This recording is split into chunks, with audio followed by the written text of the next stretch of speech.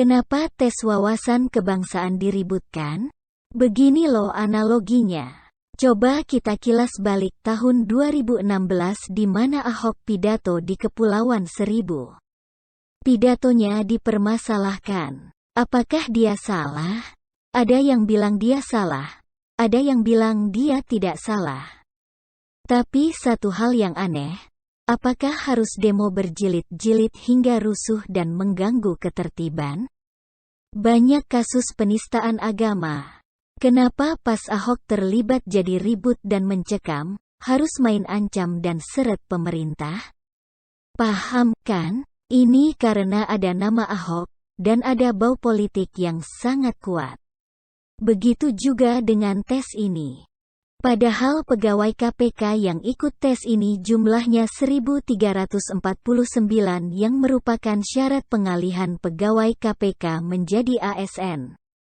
Secara kelembagaan KPK tunduk kepada peraturan bahwa pengalihan pegawai KPK menjadi ASN merupakan amanat UU Nomor 19 Tahun 2019 tentang perubahan kedua atas UU Nomor 30 Tahun 2002 tentang Komisi Pemberantasan Tindak Pidana Korupsi. Saat ini hasil penilaian asesmen TWK tersebut masih tersegel dan disimpan aman di Gedung Merah Putih KPK. Dan akan diumumkan dalam waktu dekat sebagai bentuk transparansi kepada seluruh pemangku kepentingan KPK. Nah, beredar kabar kalau ada 75 pegawai yang tidak lulus tes tersebut. Adalah kalau dikonversi ke dalam bentuk persentase, maka dari 1.349, maka 5,55% peserta tidak lulus. Kenapa bisa 75 orang tidak lulus? Padahal soalnya sama, dan yang lulus lebih banyak. Sebuah tes, kalau ada yang tidak lulus, wajar kan?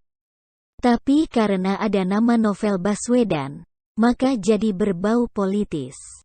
Sejak RUU KPK diajukan, sudah banyak yang kebakaran jenggot. Terutama sekelompok orang di dalam KPK itu sendiri.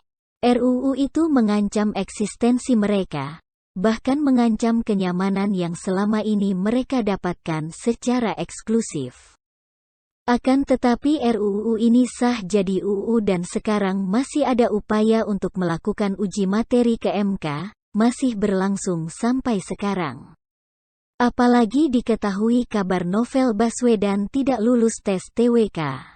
Makin hebohlah mereka. Ini adalah momen tetap untuk membakar isu ini dengan permainan cantik, menggunakan narasi pelemahan KPK, penyingkiran orang-orang berintegritas dan berkomitmen. Salah satu yang paling kebakaran jenggot adalah Bambang Wijoyanto. Beberapa kali dia membalas cuitan akun KPK dengan nada kesal. Pembusukan di KPK makin degil dan bengis. Insan terbaik di KPK tengah disingkirkan. Mereka yang terbukti menegakkan marwah KPK, dihabisi. Padahal, ada belasan KS mega korupsi sedang diperiksa mereka, mulai dari bansos.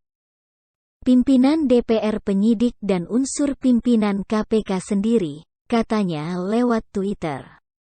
Kau diduga singkirkan para insan terbaik KPK yang tengah menangani kasus mega korupsi di Bumi Pertiwi, seperti bansos. Tapi, kau bicara keteladanan guru bangsa Ki Hajar Dewantara. Semoga nurani kita terketuk dan terbelalak.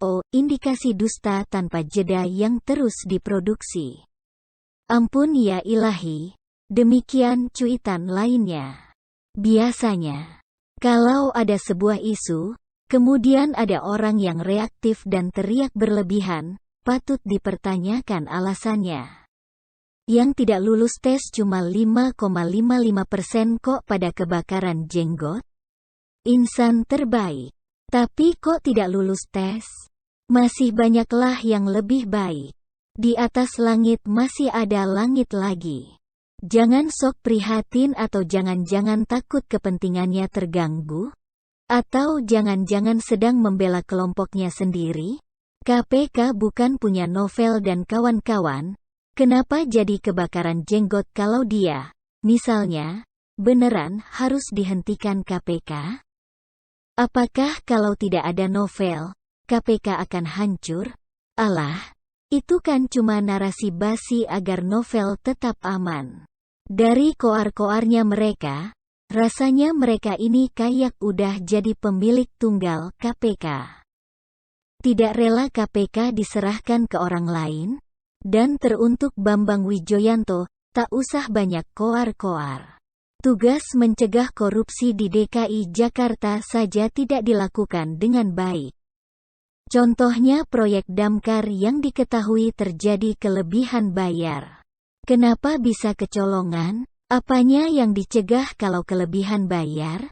Ketua TGUPP bidang pencegahan korupsi, tapi kerja entah apa. Malah sibuk urusi KPK.